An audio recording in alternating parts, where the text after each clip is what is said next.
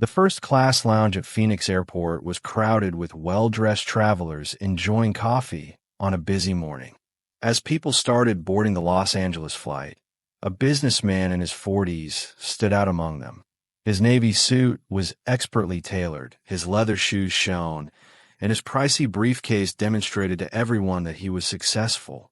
But more than his attire, it was his demeanor that caught attention. If you haven't subscribed to our channel yet, do so now and let us know in the comments section for where you are watching.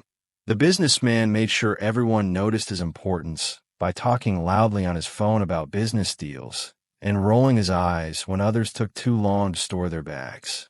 Once seated in first class, he kept scrolling through emails on his tablet, occasionally sighing loudly to show how busy and important he was. That's when an older man walked down the aisle. This man was different from the other first-class passengers. He wore a simple tan jacket and plaid shirt with well-worn loafers. He carried just a small bag and moved quietly without any fuss. His face showed years of experience, but there was a peaceful look in his eyes the businessman couldn't resist making. Comments first, he whispered loudly to nearby passengers, "Looks like first class isn't what it used to be." When the older man didn't react, the businessman got bolder. "Hey there," he called out with a smirk. "Did they give out charity upgrades today? Or are you here to remember the good old days when planes had propellers?" Several passengers looked uncomfortable, but no one said anything. The older man simply kept looking out the window. Completely calm, the businessman, annoyed by being ignored, continued his mocking, "Not much for conversation, huh? I guess you're too busy thinking about life before smartphones and Wi-Fi."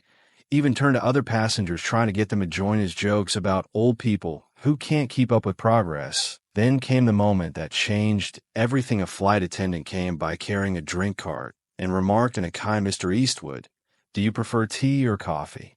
The businessman's face went pale, and his tablet almost slipped out of his hands. Eastwood, Clint, the man who the renowned actor and director had been making fun of for the previous 20 minutes, was seated there. The cabin was filled with whispers. "Is it Clint Eastwood? Oh my God." The businessman finally felt smaller with every second that went by. He gathered his remaining strength and mumbled, "Mr. Eastwood, I apologize for not realizing who you were." Eastwood turned slowly, his serene eyes meeting the businessman's terrified ones, and he murmured softly, "Would your behavior be okay if I weren't who you think I am?" Like a burdensome weight, the question hovered in the air. The businessman had no response, and his customary assurance vanished entirely upon witnessing the man's sincere humiliation. Eastwood went on to talk quietly, "But it's obvious that I've been around long enough to observe a variety of people, both those who deserve respect and others who demand it. Respect isn't about who the other person is, it's about who you are. It's not about their clothes, their age, or their name. It's about how you treat people when you think nobody's watching." The businessman sat in silence, these words hitting him harder than any angry response.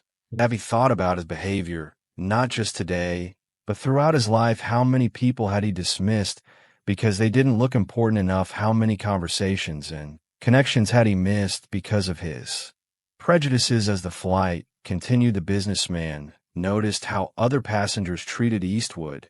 They showed respect, not because he was famous, but because of his quiet dignity and kindness. He didn't demand attention, he earned it through his actions. When they landed in Los Angeles, Eastwood gathered his simple bag and stood up. Before leaving, he paused by the businessman's seat. Instead of anger or judgment, his face showed understanding. "Take care of yourself," he said simply, then walked away. Those 3 words, spoken with kindness rather than the contempt the businessman deserved, taught him one final lesson about true amid the typical chaos of LAX.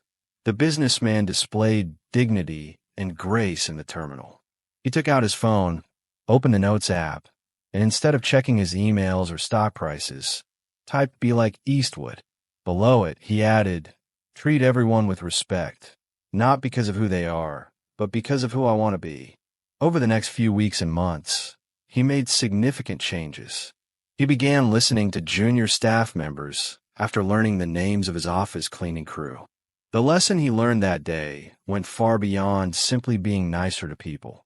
He realized that true success isn't measured by your job title or bank account, but by how you treat others, especially those who can't do anything for you in return. Looking back on that flight, he's still embarrassed by his behavior, but he's also grateful. IDE is that he started treating everyone with genuine respect, from taxi drivers to restaurant servers. Our worst experiences can sometimes teach us the most valuable lessons, and our best instructors are the ones who quietly and respectfully point out our shortcomings rather than using harsh language.